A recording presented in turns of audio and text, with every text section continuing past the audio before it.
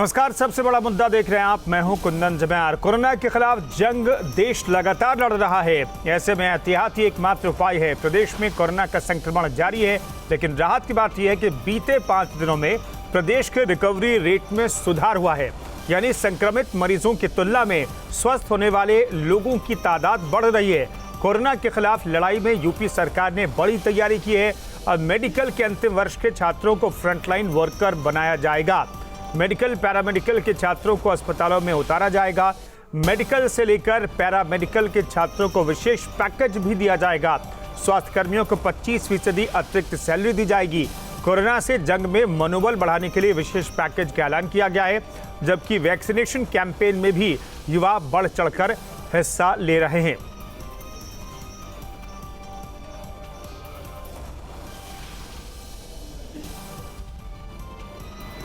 मंगलवार सुबह तक जो आंशिक कोरोना कर्फ्यू था उसे बढ़ाकर गुरुवार सुबह 7 बजे तक कर दिया गया है। हालांकि इस दौरान पहले की तरह ही जरूरी सेवाओं की छूट रहेगी। उत्तर प्रदेश में कोविड कंट्रोल के लिए यूपी सरकार ने कर्फ्यू की अवधि को 2 दिन और ज्यादा बढ़ाने का फैसला किया है। उत्तर प्रदेश में अब कर्फ्यू 6 मई सुबह 7 बजे तक प्रभावित रहेगा। गौरतलब आंशिक कर्फ्यू जो लगाया गया है उसको भी अब 2 दिन बढ़ा दिया गया है। अब वो ये कर्फ्यू 6 मई प्रातः 7 बजे तक चलेगा, परंतु इस दौरान जो औद्योगिक गतिविधियां हैं वो बदस्तूर चलती रहेंगी। आवश्यक सेवाएं चलेंगी। बस सब्जी मंडी और छोटा किराने की दुकान ये भी सब खुली रहेंगी। ये सुनिश्चित कराया जाएगा कि कहीं भीड़भाड़ ना हो, कोई बाहर बहुत ज्यादा ना निकले, ताकि सावधानी बरतते रहें। पहली लहर के मुकाबले दूसरी वेव 30 से 50 गुना ज्यादा संक्रमण फैला रही है। कुछ केस में तो RT-PCR से भी कोविड की पुष्टि नहीं हो रही है। सिटी स्कैन से कोविड संक्रमण का पता चल रहा है। जानकारों के मुताबिक कोविड का नया म्यूटेंट N440 के सेंट्रल इंडिया में तेजी से पांव पसार रहा है, जो बेहद खतरनाक है। ऐसे भयावह हालात से निपटने के लिए सीएम योगी की टीम 9 लगातार काम कर रही है। कई फैसलों के जरिए प्रभावी नियंत्रण की कोशिश की जा रही है। मसलन कोविड से जुड़े हेल्थ वॉरियर को 25% ज्यादा भुगतान किया जाएगा। अंतिम साल में पढ़ रहे मेडिकल और नर्सिंग स्टाफ को भी जोड़ा जाएगा और उन्हें पेमेंट किया जाएगा। ये अच्छा कदम है। जो यंगस्टर ज्वाइन कर रहे हैं उनके लिए अच्छी वो है कि लोग आए। सरकार ने बड़ा अच्छा किया कि यंगस्टर जो MBBS फाइनल हैं, इंटर्न्स हैं, उनको लगा दिया जाता है तो 1 साल का काम करें, फिर कोरोना में ड्यूटी करने के बाद उनको डिग्री या जॉब दे दे। लखनऊ और वाराणसी में ज्यादा कोविड बेड की व्यवस्था की जा रही है।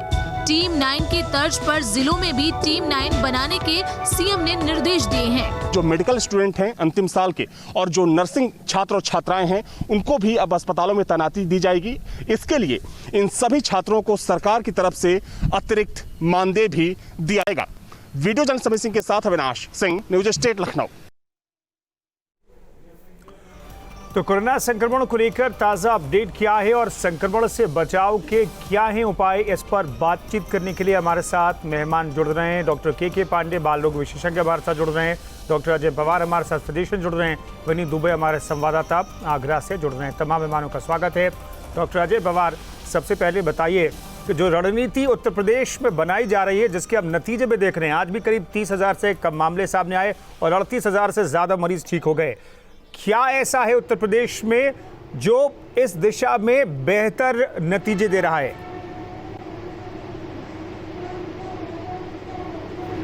जैसे पिछले दिनों से जब से लॉकडाउन लागू किया है, पब्लिक में भी अवेयरनेस थोड़ी आई है, उसकी वजह से ये थोड़े बेहतर नतीजे मिलने शुरू किए हैं।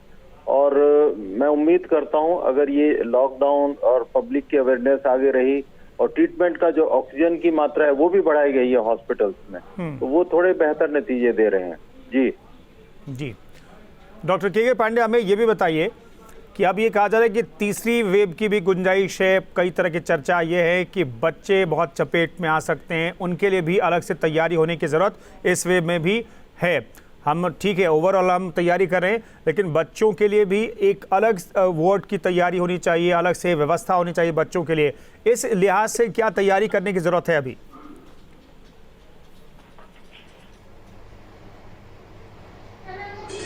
देखिए अभी तक बच्चे बीमार तो हुए, इस दिसंबर के बाद से इन्फेक्टेड हुए हैं ऑलमोस्ट 65%, कई बार 5-5 गुना तक बच्चे पहले से ज्यादा बीमार हों, लेकिन वो सिक नहीं हो रहे।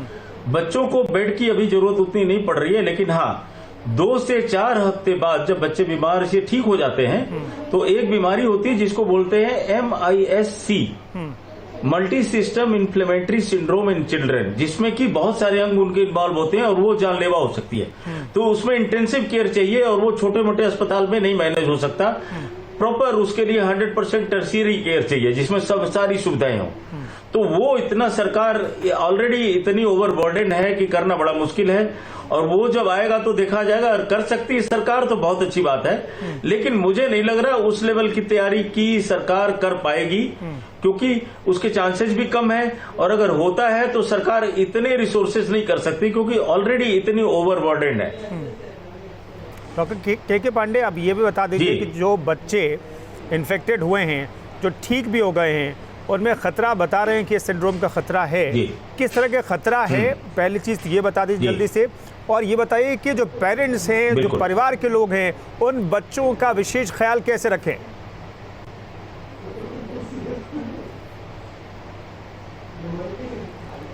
पहली चीज मैं बताऊंगा परिवार को कैसे ख्याल रखना है। एक तो बच्चों को बाहर न निकलने दें, खेलने के लिए, कूदने के लिए, पड़ोस के बच्चे के साथ खेलने के लिए, क्योंकि देखिए जो बचने का सबसे बड़ा तरीका, बड़ा हो या बच्चा हो, आप ये मान के चलें कि आपके परिवार में अगर 4 लोग हैं तो 5वां आदमी चाहे दुनिया का कोई भी इंसान है उसको पॉजिटिव मान के चलें। आप ये सोचेंगे ये तो मेरा पड़ोसी है, ये मेरा दोस्त है, ये मेरा रिश्तेदार है, तो इन्फेक्शन होने का डर बहुत ज्यादा हो जाता है। दूसरी चीज, जैसे ही घर का कोई आदमी बीमार होता है, उसको चाहे कोल्ड होता है, कमजोरी होती है, भूख नहीं लग रही है, कोई भी सिम्टम्स आ रहे हैं, बॉडी एक हो रहा है, कुछ भी हो रहा है, वेग से वेग सिम्टम हो रहे हैं, तो भी अपने आप को आइसोलेट कर ले। क्योंकि देखिए टेस्ट रिपोर्ट पॉजिटिव आती 5वें से 7वें दिन जब आप टेस्ट कराएंगे तो उस 5 दिन में लोग अपने घर के सभी लोगों को बीमार कर दे रहे हैं। और ये अक्सर देखा जा रहा है कि इस बार एक घर में अगर कोई बीमार पड़ता है तो पूरे के पूरे लोग बीमार पड़ जा रहे हैं। तो जैसे ही किसी को कोई सिम्टम आए, जरूरी ये है कि आप अपने आप को आइसोलेट कर लें ताकि आपके घर के बाकी लोग बचे रहें, कम से कम जांच बाद में होती रही। ये सबसे बड़ी प्रिकॉशन है। दूसरी चीज, बच्चों में क्या होता है कि देखिए बच्चों में सिम्टम्स जो इमीडिएट बीमारी में भी क्लियर नहीं है, लेकिन स्पेशल जो होते हैं बच्चों में टट्टी और उल्टी और पेट दर्द, ये कॉमन हो रहा है। फीवर वगैरह उतना नहीं हो रहा है, हल्का सा फीवर होता है। आंखों के अंदर लाली आ जाती है, रेडनेस आ जाती है, वो भी नुकसानदेह है। शरीर में कहीं रैसेज होता है, लाल निशान बन जाते हैं। तो इतने वेग सिम्टम्स है। लेकिन बच्चों में जो सबसे ज्यादा ध्यान देना है पेरेंट्स को, वो ये है कि जैसे ही आपका बच्चा बीमार पड़ेगा, खाना पीना कम कर देता है, थोड़ा सा सुस्त हो जाता है, तो माँ ये तो नहीं बता सकती उसको क्या बीमारी बच्चे को, लेकिन माँ ये जरूर बता देगी कि मेरा बच्चा ठीक नहीं है और वो ठीक से नहीं खा पा रहा है। तो ये ध्यान रखें कि बच्चे की उम्र और वजन के हिसाब से 100 ml से 150 ml per day liquid intake होना चाहिए। इसमें पानी, दूध, जूस, चावल का माड़, दाल का पानी, और इसमें एयरेटेड ड्रिंक्स नहीं होना चाहिए, जैसे कैंपा, लिम्का वगैरह नहीं होना चाहिए। पतली खिचड़ी, फल, इस तरह की चीजें देना शुरू कर दे और बच्चे का हाइड्रेशन ठीक रखें, बच्चा खुल के पेशाब करता रहे, ये ध्यान रखें। ठीक है। विनीत दुबे हमारे साथ आगरा से जुड़े हुए हैं। विनीत, क्या लोगों में अवेयरनेस बढ़ी है इन दिनों में? क्योंकि लोगों को तो कम से कम अब क्लियर तौर पर ये पता है कि अभी अस्पतालों की हालत क्या है। अगर बीमार पड़ गए और खुदा न खास्ता तबीयत ज़्यादा बिगड़ गई तो फिर अस्पतालों में जगह नहीं। लोगों को ये पता चल गई है बात, तो इसलिए बहुत जगह पर लोग सावधानियां बरत रहे हैं। आगरा का हाल क्या? हालांकि आगरा में भी अब संख्या 500 से प्लस आ रही है मरीजों की। वहाँ पर तैयारी क्या है और जो सरकार फैसले ले रही है टीम 9 के तहत, मुख्यमंत्री फैसले ले रहे हैं, जो आदेश दे रहे हैं, उसका इम्प्लीमेंटेशन आगरा में किस तौर पर दिखाई दे रहा है?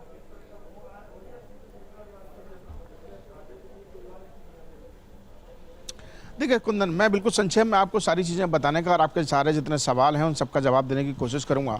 सबसे पहले तैयारियों की बात कर लेते हैं कि अगर आगरा की तैयारियों की बात करें तो ये बात बिल्कुल ठीक है और एक अच्छी खबर है आगरा से कि आंकड़े आज से आना कम हुए हैं। कल जो आंकड़े थे वो आज करीब 350 के आसपास पहुँच चुके हैं, थोड़े आंकड़े कम हुए हैं। इसके अलावा ऑक्सीजन को लेकर लगातार प्रशासन लगा हुआ था। टीम 9 की जो लगातार आदेश होते हैं उसको दिशा निर्देश को पालन किया जा रहा था, प्रशासन लगातार लगा हुआ था। यहाँ पर ऑक्सीजन प्लांट एक नया चालू किया गया जिसके तहत पूरी तरह ऑक्सीजन की सप्लाई की जा रही थी। बेडों की व्यवस्था की गई, 250 बेड का अलग से एक अस्पताल भी बना लिया गया है जहाँ पर कल से उसको शुरू कर दिया जाएगा। तो ये समस्या प्रशासन ने पुरजोर कोशिश की, जो तस्वीरें पहले थी वो अब सामने नहीं आ रही हैं। दूसरी समस्या है लोगों की लापरवाही होने की। आज हमने सुबह से तस्वीरें दिखाएंगे किस तरीके से मिनी लॉकडाउन का समय बढ़ाया जा रहा है। सरकार गंभीर है, प्रशासन लगातार लोगों से कह रहा है कि कोविड प्रोटोकॉल का पालन करें, लेकिन लोग अभी भी आगरा में लापरवाह बने हुए हैं। तमाम लोग जो बेवजह अपने घर से बाहर निकल रहे हैं, बेवजह लॉकडाउन का उल्लंघन करते हुए घूम रहे हैं। आज क्योंकि अपने गाँव की सरकार चुनने का वक्त था और अपने अपने लोगों को उन्होंने चुना, अपने प्रधानों को चुना है। हमने तमाम तस्वीरें ऐसी देखी कि सुप्रीम कोर्ट के आदेश के बाद भी यहाँ पर विजय जुलूस निकाला जा रहा है, बाइक रैली निकाली जा रही है। वहाँ पर आप एक बाइक पर 3-3 लोग सवार हैं और उसके बाद जुलूस निकाला जा रहा है। तो ये जो तस्वीरें थी ये बड़ी चिंताजनक है। ये तस्वीरें इस बात को बताती है कि कहीं ना कहीं आपको ध्यान देना होगा। अभी घर की बात हो रही थी, मैं संक्षेप में और बताना चाहूंगा आपको कि अभी घर की बात हो रही थी, परिवार की बात होती है। मैं भी एक पिता हूं, मेरे भी 2 बच्चे हैं। हम जैसे लोग जो बाहर काम करते हैं, जो पूरे दिन बाहर रहते हैं और हम खुद अस्पताल में भी जाते हैं, बाहर भी जाते हैं, सब सारी खबरें करते हैं। जब घर पहुंचते हैं तो सबसे पहले हम खुद कोशिश करते हैं कि हम ये मानकर चलते हैं, जैसा अभी डॉक्टर साहब ने कहा कि ये मान के चलिए कि आप पॉजिटिव हैं, तो हम वही मानकर चलते हैं। सबसे पहले घर में जाते हैं, अलग से अपने कपड़े रखते हैं, नहाते हैं और नहाने के बाद सभी कोशिश करते हैं बच्चों से कम मिलें और कोशिश यही है कि एक अलग कमरे में रहें। और जब तक अगर हम मजबूरी हमारी बाहर जाने की, तो कोशिश ये कि बचें और अपने परिवार को बचाएं। तो हम लोगों से यही अपील करते हैं, न्यूज स्टेट भी यही अपील लगातार कर रहा है कि अगर प्रदेश सुरक्षित रहेगा, अपनी जान है तो जहान है, अगर घर सुरक्षित रहेगा, अगर आप सुरक्षित रहेंगे तो परिवार को भी आप सुरक्षित रखेंगे। तो कोविड का प्रोटोकॉल है उसका पालन करें, गाइडलाइंस का पालन करें। सरकार आपके साथ है, लगातार इंतजाम भी कर रही है, ऑक्सीजन बेड सब आपको उपलब्ध कराई जा रही है। तो फिर आपको भी थोड़ा ध्यान देना चाहिए और सरकार का साथ देना चाहिए। बिल्कुल। तो धीरे धीरे स्थितियां बदल रही हैं, हालात बदल रहे हैं, चीजें सुधर रही हैं और जब तक चीजें सुधर नहीं जाए तब तक तो कम से कम ख्याल रखना बहुत जरूरी है, क्योंकि इस टाइम में अगर बीमार पड़ गए तो बहुत मुश्किलों का सामना करना पड़ सकता है। आप ये समझिए कि आप बीमार पड़ गए, फिर आपकी फैमिली का क्या होगा, किस तरीके से केयर होगी, ये अपने आप में बहुत बड़ा सवाल है। डॉक्टर अजय पवार, दरअसल इस वक्त बहुत नेगेटिविटी है पूरे माहौल में और जो सबसे फ्रंट में मौजूद हैं वो डॉक्टर्स है, मेडिकल स्टाफ है, पैरामेडिकल स्टाफ हैं। उनके लिए सरकार ने जो ऐलान किया है उसे किस तौर पर देखते हैं? क्या एक मोटिवेशन मिलेगा इससे अलग तौर पर स्वास्थ्य कर्मियों में, फ्रंटलाइन वॉरियर्स में, जिससे अलग ऊर्जा के साथ काम करेंगे और जिसके नतीजे आने वाले वक्त में देखने को मिलेंगे उत्तर प्रदेश में? देखिए, ये जो स्थिति है, ऐसी स्थिति में मोटिवेशन जो है, मॉनिटरी इतना इम्पोर्टेंट नहीं होता है, सिर्फ आपको अपनी जिम्मेवारियों का एहसास होता है। तो मोस्ट ऑफ द पर्सन जो काम कर रहे हैं मॉनिटरी बेनिफिट से नहीं, सिर्फ अपनी जिम्मेवारियों की वजह से काम कर रहे हैं। मॉनिटरी बेनिफिट जरूर एक कहीं ना कहीं एक फैक्टर रहता है, पर मेरे विचार से मैं चाहूंगा कि ये और मेडिकल फेटर्निटी में जितने लोग हैं, या डॉक्टर पांडे भी इस पे विचार रख सकते हैं, ज्यादातर लोग उससे काम कर रहे हैं कि हाँ, ये एक वो समय है जब हमें हमारे देश को हमारी जरूरत है। बिल्कुल, ये भावना के साथ हम लोग सभी काम कर रहे हैं, चाहे वो इवन आप भी हो, पत्रकार भी फ्रंटलाइन वर्कर ही हैं। आप जैसे ये भाई बता रहे थे कि ये भी सभी जगह जाते हैं, ये भी एक्सपोज हैं। इवन पुलिस पर्सनल वो भी एक्सपोज हैं। तो मेरे विचार से मॉनिटरी उसके हिसाब से ये इतना इम्पोर्टेंट है जितना आपकी एक सेवा भावना से इम्पोर्टेंट है। बिल्कुल बिल्कुल, आपकी सेवा भावना का पूरा देश कद्र करता है, पूरा देश नमन करता है। डॉक्टर्स सामने रह करके लोगों की जान बचा रहे हैं और डॉक्टर्स की वजह से देश खड़ा हुआ था एक बार फिर से, और फिर से संकट की घड़ी में डॉक्टर्स जो हैं सबसे सामने खड़े हैं। खुद इन्फेक्टेड हो रहे हैं लेकिन दिन रात ड्यूटी करके लोगों की जान बचाने की कोशिश लगातार कर रहे हैं। डॉक्टर के पांडे, एक बार फिर से मेरा सवाल है, किसी बच्चे को अगर कोरोना हो गया, ठीक हो गया, उसके बाद किस तरह की केयर की जरूरत है?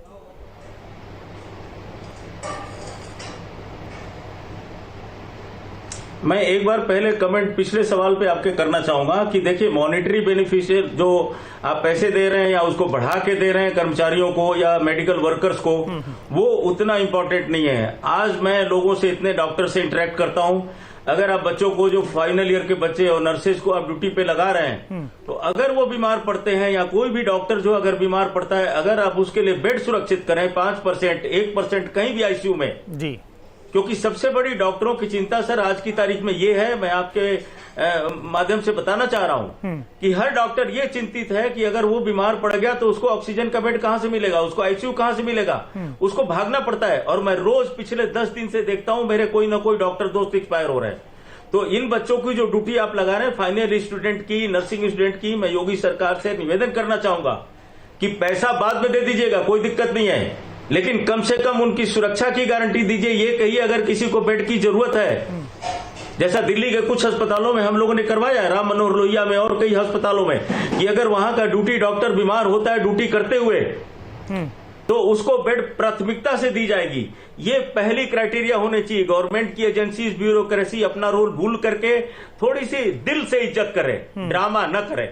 अभी तक सरकार ड्रामा कर रही है हेल्थ वर्कर के साथ, मुझे बड़ा दुख के साथ ये आपको कहना पड़ रहा है। अब आप अगला सवाल पूछ लीजिए। बच्चों का पूछ रहे थे, मैं थोड़ा सा भावुक हो गया और कुछ इस बारे में बोल पड़ा। ठीक है, आपकी भावनाओं का भी कदर हम करते हैं। मैं ये सवाल कर रहा था कि बच्चे अगर बीमार हो गए, कोरोना से रिकवर भी कर गए, जैसे बड़ों में भी हम देख रहे हैं बहुत ख्याल करने की जरूरत होती है, बहुत सारे ऑर्गन जो हैं उस पर इम्पैक्ट पड़ता है। बच्चों को किस तरीके से नेगेटिव इम्पैक्ट से बचाया जा सकता है कोरोना से रिकवरी के बाद भी?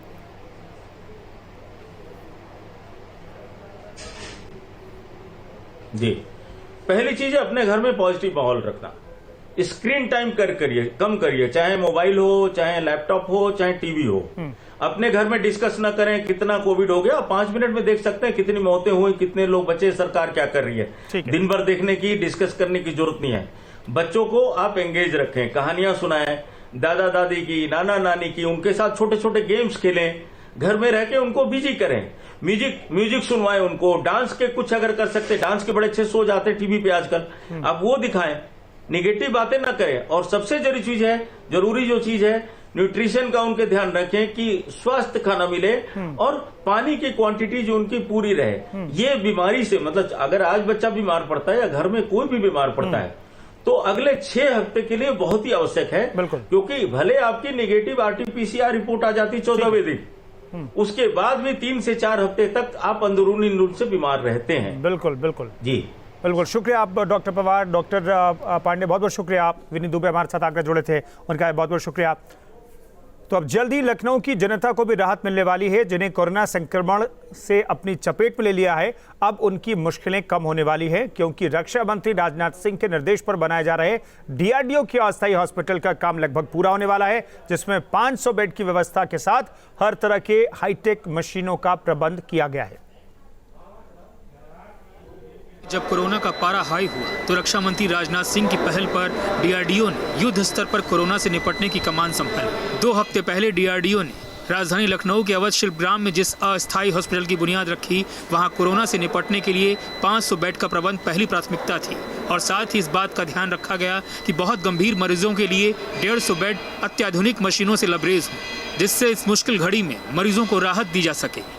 कोरोना ने लखनऊ में अपना रौद्र रूप दिखाया है। ऐसे में कोरोना से निपटने के लिए लखनऊ में तैयारियां भी युद्ध स्तर पर हो रही हैं। DRDO को कमान सौंपी गई है लखनऊ में एक अस्थायी हॉस्पिटल बनाने की। तो देखिए, ये DRDO के लोग हैं, आर्मी के लोग हैं, जो लखनऊ में 500 बेड का एक हॉस्पिटल बना रहे हैं, जिसमें 150 ICU बेड होंगे, यानी कि सब पर 150 बेड्स पर वेंटिलेटर्स लगे। जो बहुत गंभीर कोविड पेशेंट्स होंगे उनको यहाँ पर लाया जाएगा, उनका इलाज किया जाएगा। कोरोना के संक्रमण को देखते हुए रक्षा मंत्री राजनाथ सिंह ने DRDO लखनऊ में कोविड-19 अस्पताल बनाने के आदेश दिए थे, जिसके बाद से ही DRDO युद्ध स्तर पर काम कर रहा था, जहाँ ऑक्सीजन पावर प्लांट भी लगाया गया है ताकि भर्ती होने वाले मरीजों तक ऑक्सीजन की सप्लाई की जा सके। रक्षा मंत्री राजनाथ सिंह की पहल पर लखनऊ में इस अस्थायी हॉस्पिटल का निर्माण किया गया है, जो इसको DRDO ने बनाया। यहाँ पर कुल 500 बेड हैं और कोशिश यही की जा रही है अगले 2-4 दिनों में इस अस्थायी हॉस्पिटल को सुचारू रूप से तैयार कर दिया जाए, जिससे कि ये फुली फंक्शन करने लगे और यहाँ पर पेशेंट्स की भर्ती होने लगे। क्योंकि लखनऊ में भी कोविड पेशेंट्स की संख्या बहुत ज़्यादा तेज़ी से बढ़ी थी पिछले दिनों, हालांकि उसमें अब थोड़ी गिरावट आई है, ये राहत की बात है। दिल्ली में बने कोविड अस्पताल की तर्ज पर इस कोविड हॉस्पिटल में इमरजेंसी, OPD, ऑक्सीजन और वेंटिलेटर बेड्स के साथ साथ वेटिंग रूम का हॉल लगभग 90% से ज़्यादा कंप्लीट हो चुका है। 2 से 3 दिनों में मरीजों के इलाज के लिए इसे राज्य सरकार के हवाले कर दिया जाएगा, ताकि सरकार मेडिकल, पैरामेडिकल स्टाफ के साथ साथ अन्य जरूरी इंतजाम को पूरा कर सके। मरीजों की संख्या बहुत ज़्यादा बढ़ गई थी और लखनऊ में पेशेंट्स को बेड मिलने में मुश्किल हो रही थी। तो ऐसे में ये 500 बेड का अस्थायी कोविड हॉस्पिटल लखनऊ के लोगों की मुश्किलें काफ़ी हद तक दूर करेगा। वीडियो सफल हसन के साथ Anil Yadav, news state Lucknow. UP में वैक्सीनेशन के तीसरे चरण का आज तीसरा दिन है। बड़ी संख्या में युवा और बुजुर्ग वैक्सीन लगवाने के लिए पहुंच रहे हैं। लोहिया इंस्टीट्यूट में आज 600 डोज लगाई गई। वैक्सीनेशन के लिए रजिस्ट्रेशन कराना अनिवार्य है। ज्यादा जानकारी दे रहे हैं हमारे संवाददाता अनिल यादव। कोविड का खतरा जैसे जैसे बरकरार है, वैसे वैक्सीन को लेकर लोगों में जागरूकता एक तरफ जहां आ रही है, वहीं दूसरी तरफ एक डर का भी माहौल है। ये वजह है कि लोग बड़ी संख्या में जल्दी से जल्दी वैक्सीन लगवाने के लिए उमड़ रहे हैं तमाम वैक्सीनेशन सेंटर्स पर। यहाँ पर जो 18 साल से ऊपर के लोग हैं वो वैक्सीन लगवाने के लिए आए हुए हैं, क्योंकि सीनियर सिटीजन जो भी 45 साल के ऊपर के लोग हैं उनको तो पहले से ही वैक्सीन लग रही है। कितनी उम्र भाई साहब आपकी? 34 साल। 34 साल। ये बताइए, वैक्सीन जागरूकता की वजह से लगाने आए हैं कि एक पैनिक का माहौल है, जिस तरह से सिचुएशन आजकल चल रही है उस वजह से आए? जागरूकता की वजह से लगा। जागरूकता की वजह से, और पैनिक तो है ही है, दोनों साथ में है। बहुत ज़रूरी है सर वैक्सीन इस टाइम पे, खासकर जो कि सेकेंड वेव आप देख रहे हैं बहुत ज़्यादा ही घातक है, तो इसके लिए बेटर तो होता, बट अभी भी ठीक है, अभी स्टार्ट हो गया है तो हमारा बहुत बेहतर रहा। बिल्कुल 300 लोग रजिस्टर्ड थे, 300 लोग ही रजिस्टर्ड थे जिनको स्लॉट मिला हुआ था हमारे यहाँ के लिए, तो उनका पूरा प्रॉपर तरीके से वैक्सीनेशन हुआ। किसी को भी कोई एज सच कोई इमरजेंसी की प्रॉब्लम नहीं हुई हमारे यहाँ पे। वैरस आज भी हमारे यहाँ पे मोर देन 300 से ज़्यादा लोगों को स्लॉट मिला हुआ है। तैयारी भरपूर है, आप देख ही रहे हैं। मोर देन 50 लोग आ भी चुके हैं। बहुत इंपॉर्टेंट, इस वक्त देश के सबसे इंपॉर्टेंट लोगों में आप हैं, क्योंकि हर कोई वैक्सीन लगाने के लिए भाग रहा है। तो इस तरह से वैक्सीनेशन की प्रक्रिया जो है वो लखनऊ में पूरी की जा रही है। कई सेंटर्स बनाए गए हैं, कई बड़े हॉस्पिटल्स हैं जहाँ पर वैक्सीन लोगों को लगाई जा रही है, और लोग आ रहे हैं, अपनी बारी का इंतज़ार कर रहे हैं, पूछताछ कर रहे हैं और वैक्सीनेशन की जो प्रक्रिया है उसमें हिस्सा ले रहे हैं। वीडियो सुफी खान के साथ अनिल यादव, न्यूज़ स्टेट लखनऊ। और इसी के साथ इस खास पेशकश में फिलहाल इतना ही। रुकेंगे एक छोटे से ब्रेक के लिए। आप बने रहिए न्यूज़ स्टेट के साथ।